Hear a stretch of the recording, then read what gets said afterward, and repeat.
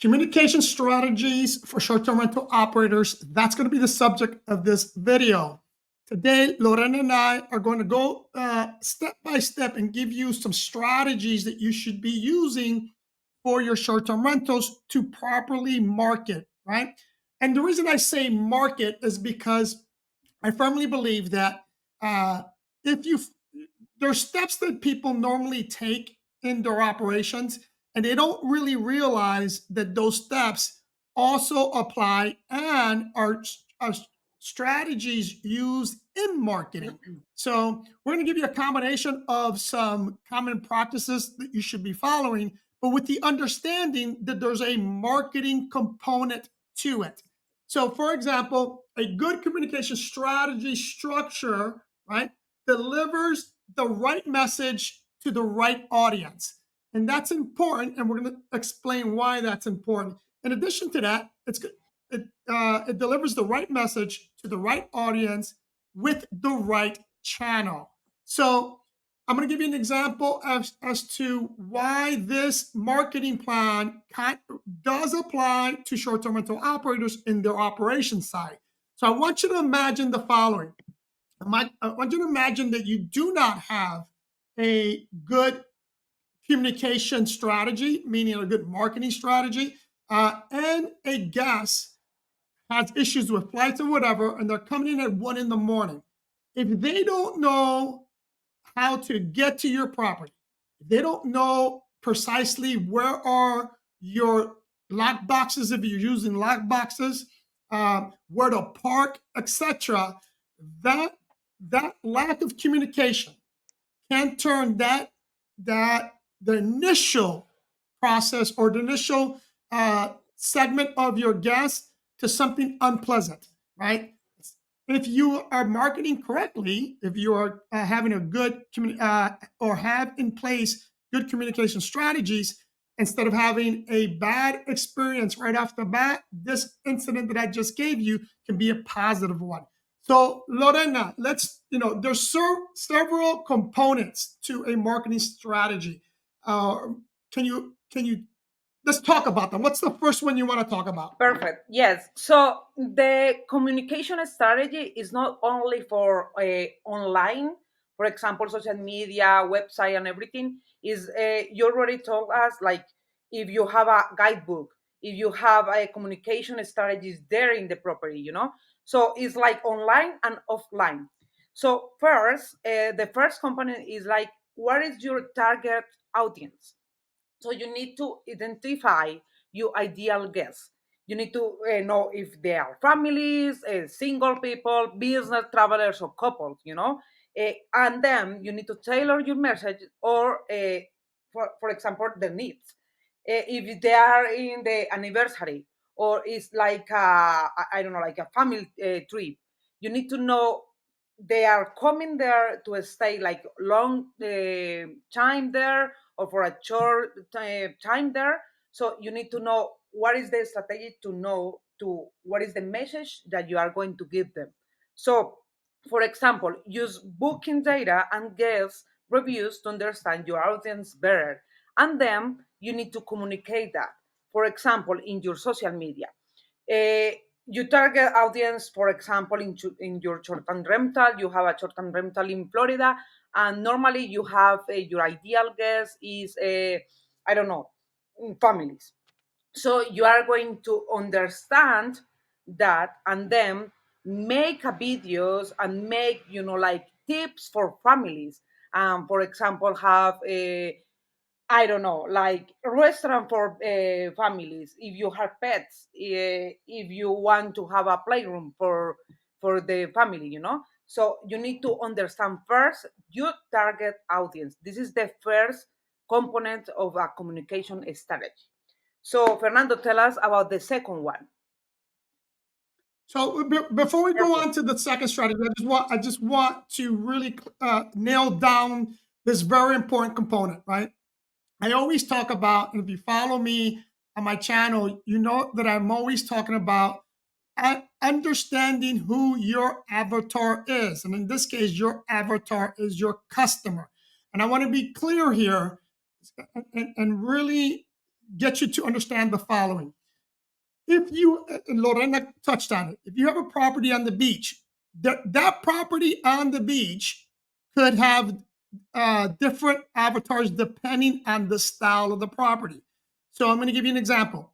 You can have a really high end, modern property on the beach with all the top notch amenities, but that property is more on the luxury side versus having a cottage or a studio or a really modest property on the beach. You're talking about two different markets there, two different avatars, right? One's going to be on the luxury side, one's going to be on the more relaxed side, right? So knowing that, you can create a marketing strategy for the different avatars, right? You don't, if you have that luxury property, you don't want to really market to, let's say, the nomad community. The nomad community doesn't really care so much about super luxury stuff. They just want certain components in the property, like fast Wi-Fi, you know, getting to easy places, right? So that's why that component is very important. And it is really critical that you identify, first figure out what your property is, then figure out what your avatar is so that you can market to that specific audience, right? I'm going to give you another example, right? I'm creating a romantic couples resort in Georgia. And these properties that we're building are for two, maybe you can squeeze in two couples in one property if they want to share it, but it's not geared for that. It's really geared for couples. So when I do my marketing strategy, I am not going to be targeting large parties and or large groups, right? So that's why that's important.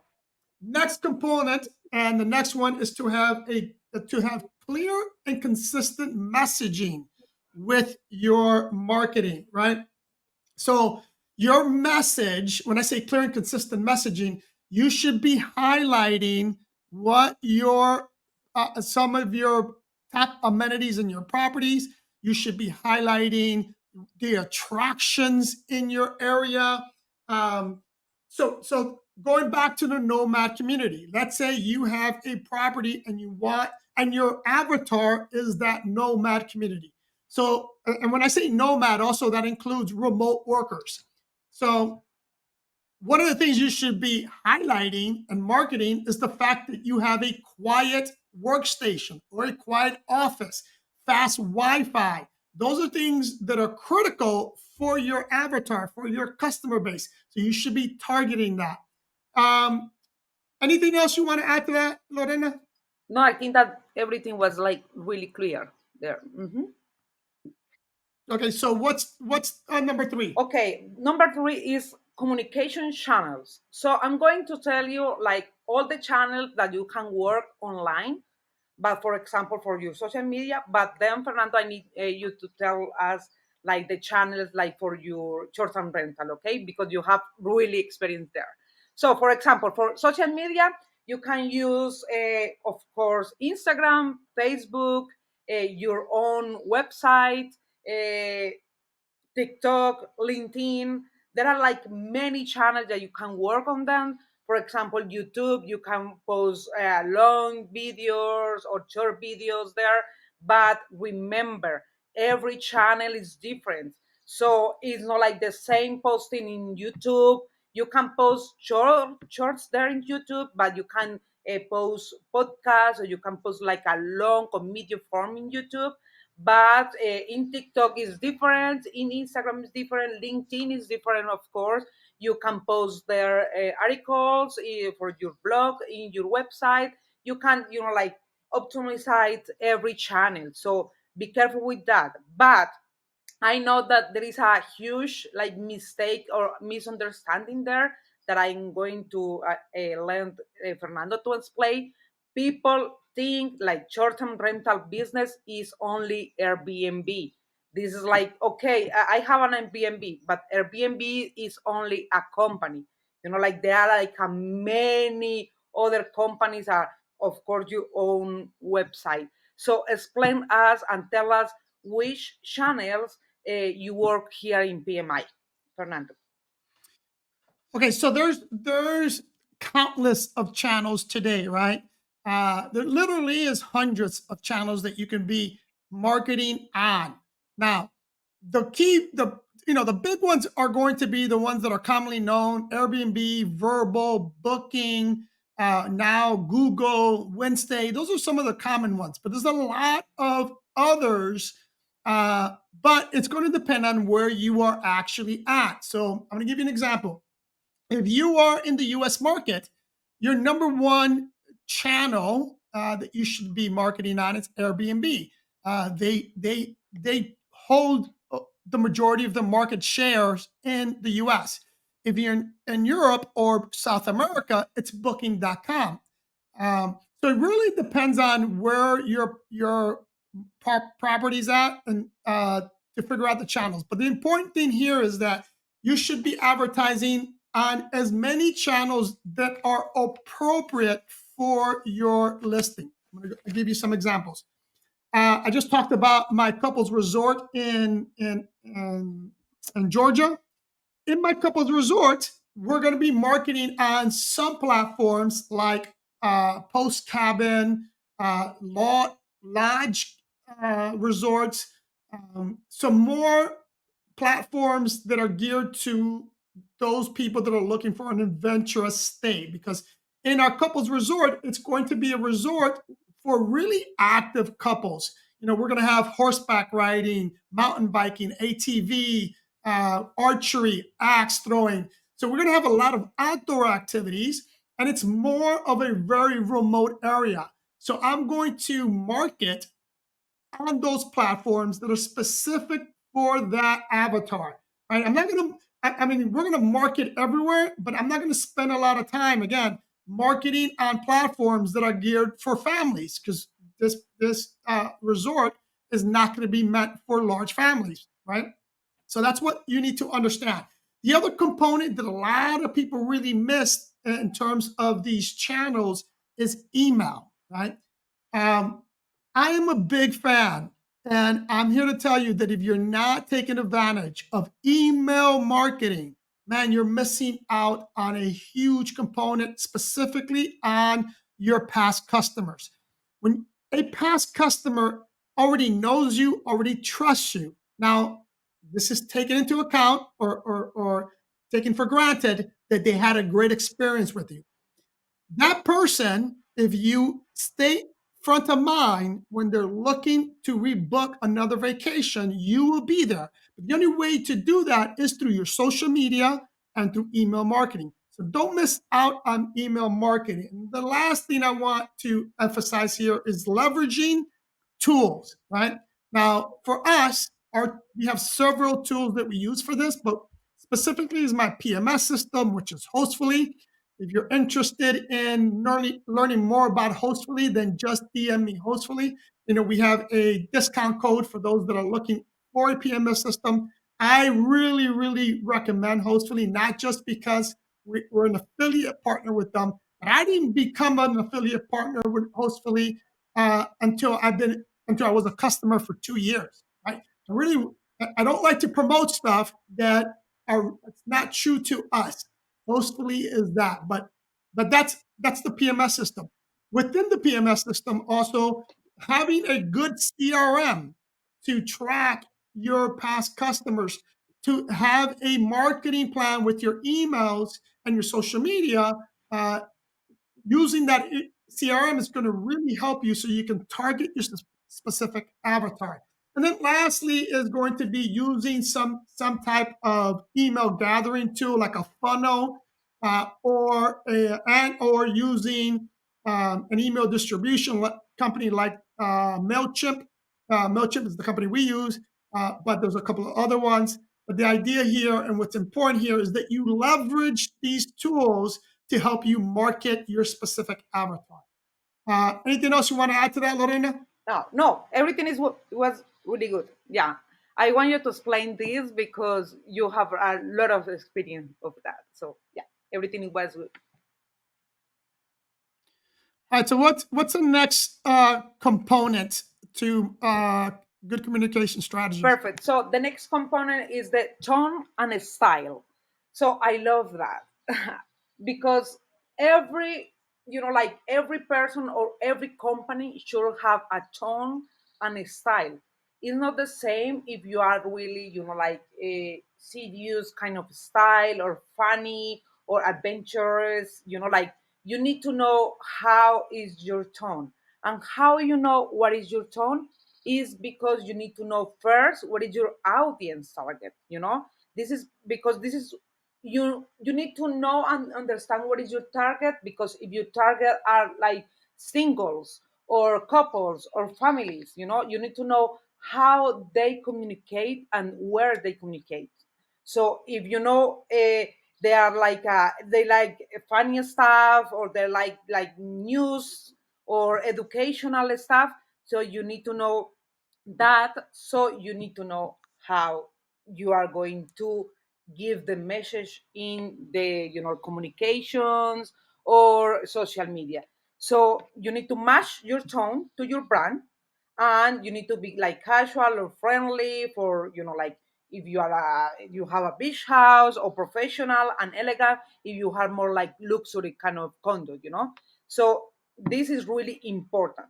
Anything to add in the tone and style? No, what again, I hope you guys are following this, what we're talking about, because it's really important. If you look at the last three things we talked about, right? Clear and consistent communication, um, communication channels, and now tone and style. The most important one was number one, right? Who is your audience? Who's your avatar? Everything is built upon that component. So number one is the most important thing. You need to have a clear idea who your customer is in order for everything else to fall in place, because that's how this works, right? Find out who your avatar is so you can communicate. And tone and style is just like I just talked about with in terms of the platforms, right? If you have, I just talked about our resort in Georgia. It's meant for couples. We're not targeting families. We're not targeting large group. In addition, our tone and our style for our resort in Georgia is going to be more targeting the emotion component of people, right? Love, togetherness, it creating that experience to share something with your significant other. It's going to have that tone. If we had, for example, a hunting lodge or a hunting cabin or hunting resort, my tone is not going to be lovey-dovey, right? It's going to be geared towards men, and it's going to be a little bit more aggressive. So that's why that part is component. I mean, that part is it's important. And then the last component, Lorena, what is it? Perfect. So you need to have like a feedback mechanism. So you need to encourage guests to give you feedback. But first, you need to know how to have a good relationship with your clients, with your customer, with your guests. So you need to make sure they give you like a good feedback. So Fernando, tell us how you work with that, how you manage a good relationship, and how you manage they give you a good feedback. Yeah, so this is another component that a lot of that I personally feel when I work with customers that hire me to optimize their short-term rental business or their properties, is this component here. They fail to number one, take this seriously, and fail to have a policy and procedure for this. So, for example, for us, there's a lot of ways that we encourage feedback. So I'm going to give you an example. Whenever we have a guest, prior to the guest coming, right? Once we have that booking, one of the things we do is we listen. Why? And we try to figure out, why are they coming? We look at when they're sending in the registration form. We look at their birthday, meaning, are they going to have a birthday when they're coming? Are they going to have an anniversary when they're coming? We listen to these key components so that we can do unique and special things for them. And we're going to touch on this a little bit later on personalized travel. But right now, understanding that having this is, feedback is not just after the fact. It is also from the very beginning, right? Listening to that guest and figuring out what's their why are they going to your specific property, and then try to use that to your advantage to market to them and give that person a better experience. The other component is after the fact, right? So when a guest checks out of our property, actually, we do this the night before they check out. We write them a message, number one, thanking them for staying on our property. And we tell them, and I don't know the 100% the verbiage here, I'm going to do a summary, but we tell them, that we thank them, we appreciate them staying on our property. We tell them that we're going to no, we tell them that we're going to inspect the property, and we feel confident that they respected it. So we're going to give them a 5-star review, and then we tell them that we hope we gave them a 5-star experience so they can give us a 5-star review. So that communication, putting them on notice, A, that you're going to review them, and then B, that you're wanting them to review you is critical. So once they give you that review, whether it's positive or negative, it's irrelevant. You should respond to that, right? If it's a positive review, just thank them for the kind words. If it's a negative review, do 2 things. Figure out what happened, right? Don't make excuses. Don't become argumentative. Just tell them thank you for their feedback. We're going to take their feedback into account so that we can get better as a company. But you as the company, right? You as the owner or the marketing manager, use that feedback to get better. Use that feedback to see what customers are looking for, what they want. I often talk about the following. There's a lot of one-offs, right? If one person comes to your property and complains about the bed, no big deal. You can ignore that. If 2 complain about your bed, now you should start to listen. If 3 complain about the bed in a short period of time, you have a problem. That means you have to change the bed because that bed's an issue, right? But the important part here is that you need to pay attention. You need to listen. You need to use this feedback system or mechanism as an opportunity to get better. Okay? So let's move on to what's referred to benchmarking or competitive analysis. Lorena, talk a little bit about that. I don't know, but for me, I love to do benchmarking. What is benchmarking? It's like you need to understand your competitor. You need to understand how they are going to manage the social media if we are talking about marketing, uh, what they are posting, how often they are posting, if they have website, if they have blogs, what they are talking about. So there are like many steps you are going to follow to have a really good benchmarking. So first you need to know uh, which are your competitors. If you have a short-term rental in Florida, in I don't know, like Davie or Miami or Fort Lauderdale, so you need to understand which are like your competitors, why the competitor analysis matter. So analyzing your competitors give you insights into what works and what doesn't or does in your market. It helps you identify gaps you can fill and opportunities to stand out. So for example, if your competitors have a unclear checking instruction, you can excel this and provide the best communication instruction. So second thing is you need to how to analyze your competitors. So first you need to identify key players. Look at properties similar to your sites, location, price, platforms, and everything. For example, you can compare.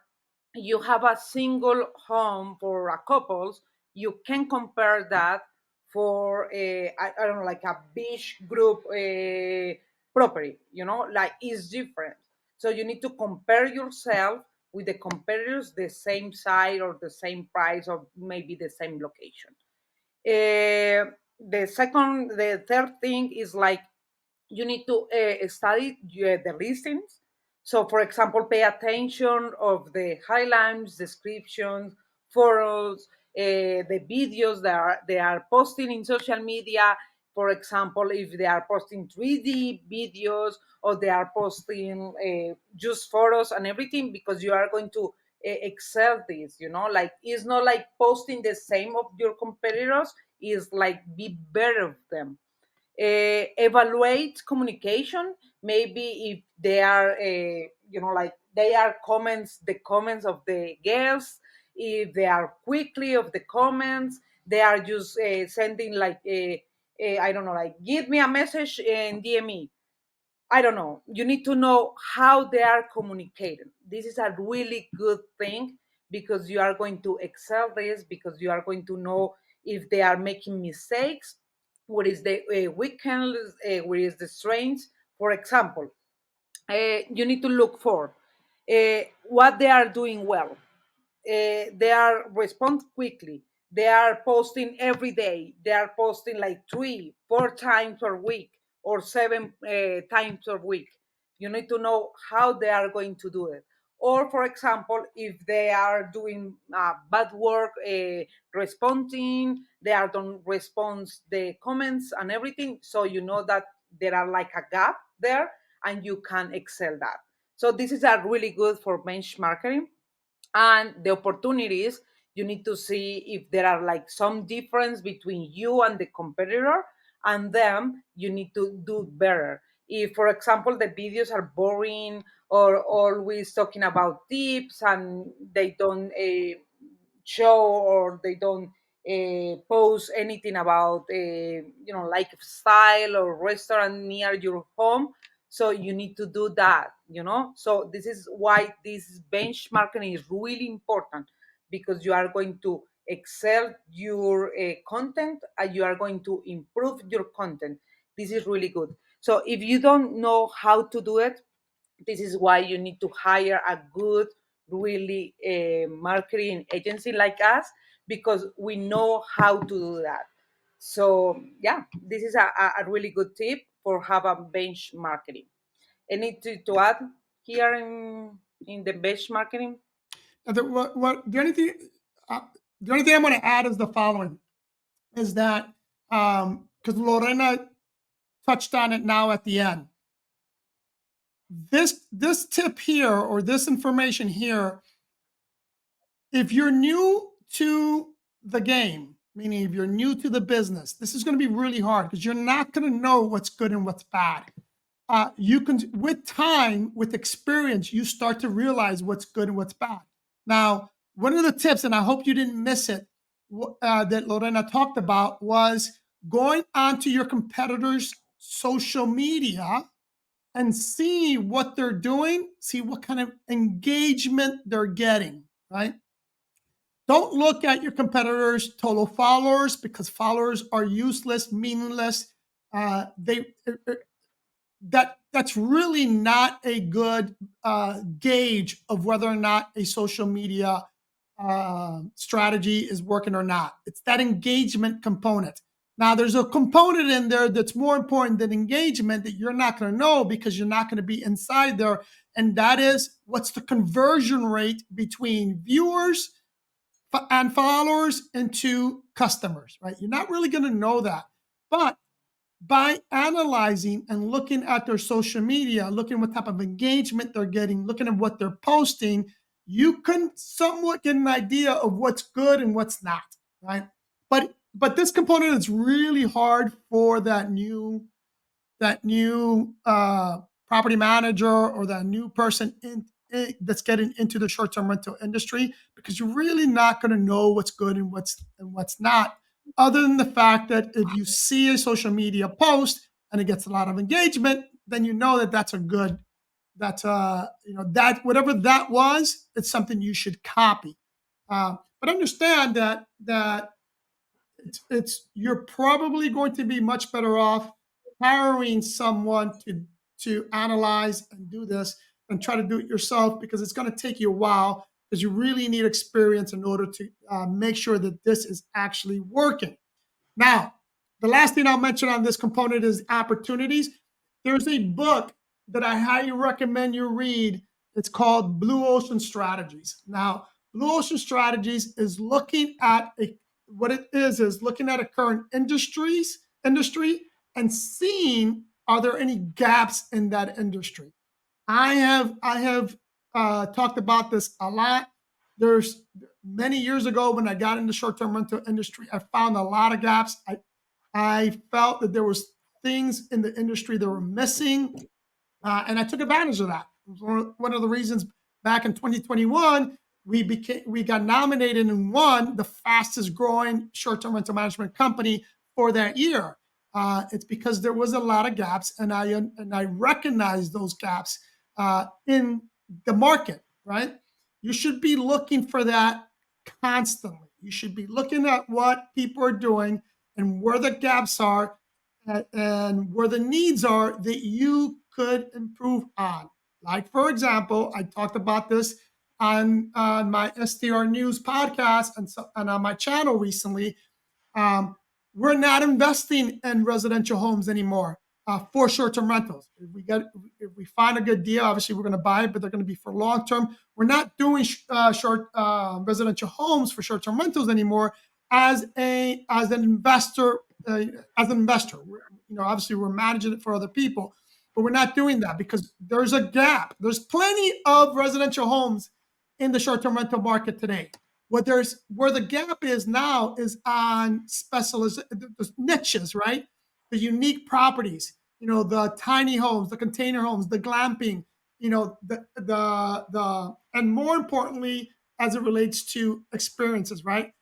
I'm going to repeat myself again. I'm going to talk about my Georgia property. We're building that property because we firmly believe there's a gap in the industry, and that gap is for couples and, or more importantly, couples that are looking to spend a weekend, spend a few days doing stuff outdoors. Hence why we're spending a lot of money creating an experience for couples that want to go horseback riding, wine tasting, mountain biking, hiking, archery. All that stuff is done outside. That's what we're creating in our property in Georgia because we feel that there's a gap. And I only learned that by studying my competition, figuring out what's out there, where are the needs. Along those same lines, I talked about in my STR, not only am I seeing that, but uh, uh, big players in the industry, right? I mentioned it in my STR News.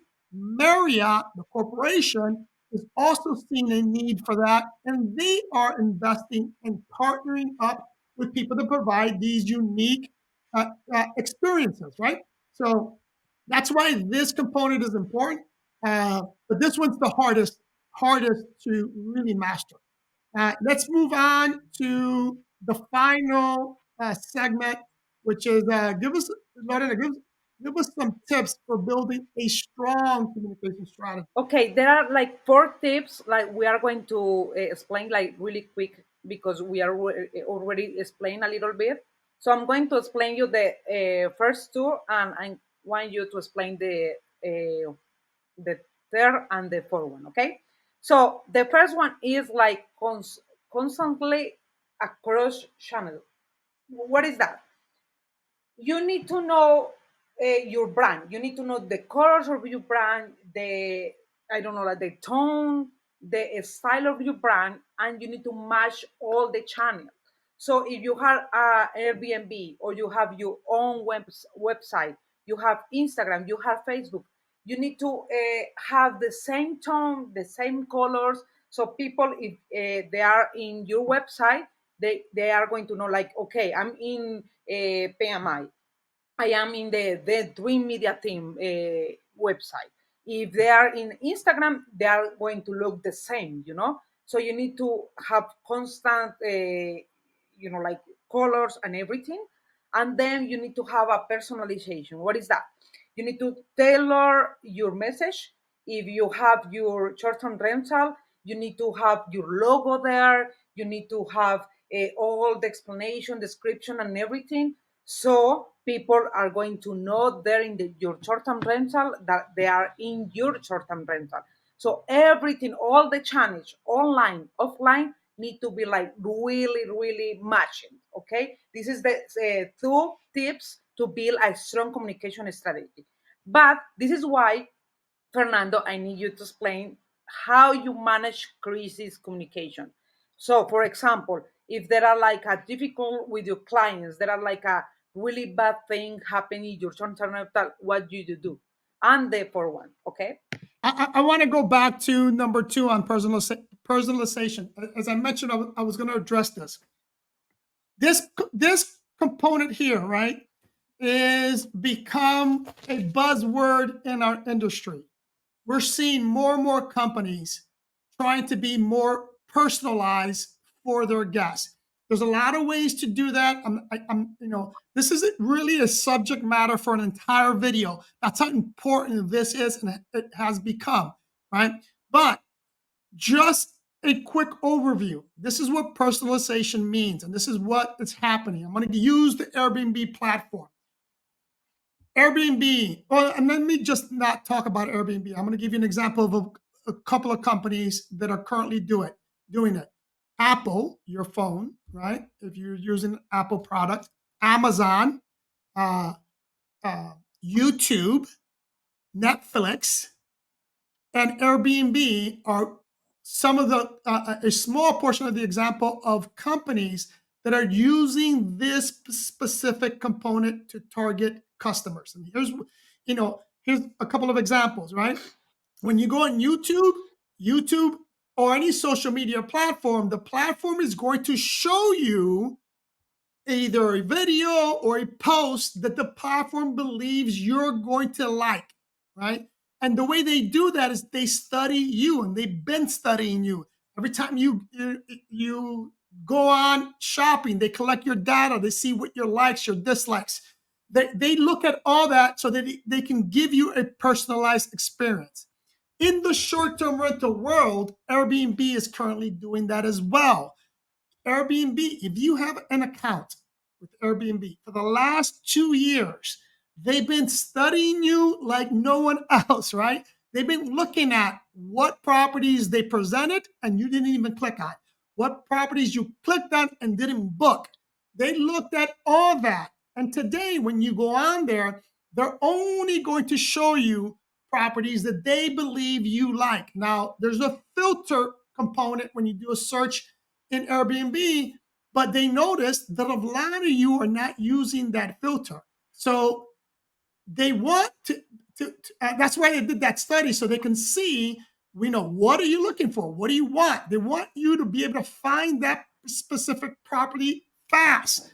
They don't want you to spend hours on the platform, because most of the times when you spend a long time on that platform, you end up booking nothing because it's information overload.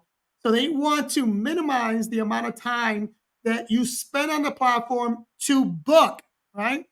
So that's why personalization is key. As a short-term rental operator, this is why I mentioned before you should be listening. Is the guest celebrating a birthday? Is the guest celebrating an anniversary? Has this guest been on your property before? Because if you know this information, now you can provide a better experience because it's going to be more personalized, right? Now, if it's a birthday, you can leave them a birthday card or a birthday gift.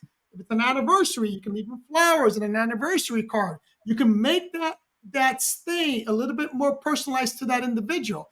And then even let's break that down even further. When you communicate with them, use their name, right? If it's me, use Fernando. Welcome.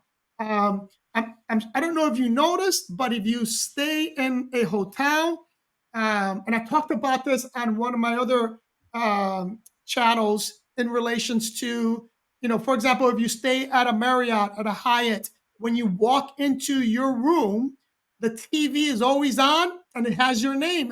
For example, with me, it says, "Welcome, Fernando." And if you're a loyalty member, it says, "Welcome, Fernando. Thank you for your loyalty," right? You can do that now with your properties. I mentioned how LG now has that technology. You can buy one of their TVs, input that information in there, link it to your PMS system. So when someone checks into your property, the TV is on and has their name and welcomes that individual to the property. So that's personalization. Now, let's talk about the last two, which is crisis communication and leveraging technology. I want to spend a little bit more time on crisis communication. What is crisis communication? Crisis communication is when things go bad, and they will. If you're in this game any period of time, things are not always going to be sunshine and rainbows. You're going to have some struggles. You're going to have some incidents. You're going to be dealing with people that, for whatever reason, are not going to like what they see, not going to like what they receive, and you have to deal with that. Even more important, if they may show up and you may have a maintenance issue. But the key component here is that you are transparent and that you tackle that issue head on. Don't try to avoid it. Don't try to come up with excuses. Whatever it is, if it's your fault, accept it, admit it, apologize, and try to mitigate that, right? You can mitigate that in many different ways. Anything from an apology all the way up to a refund. But the key here is that you need to attack that head on. Can't be afraid to do that. Now, the other key component here is that you have to have the right people in place to know how to deal with this. I'm going to give you an example with my company. I am not the right person, right? I don't have the patience, the tolerance to baby customers, especially when it's not our fault. But you need to have someone in your company, or if it's you really need to have thick skin. And even if you're wrong, I'm not telling you to allow the guest to beat you up. I'm not saying that, but I am saying is that you need to have a little bit of a thick skin and suck it up, let them vent, because oftentimes that's all they're doing. If you allow them to vent and express whatever dissatisfaction they had, it probably ends there. But don't compound the problem by coming up with excuses, by not allowing them to vent, because that just makes the matter worse.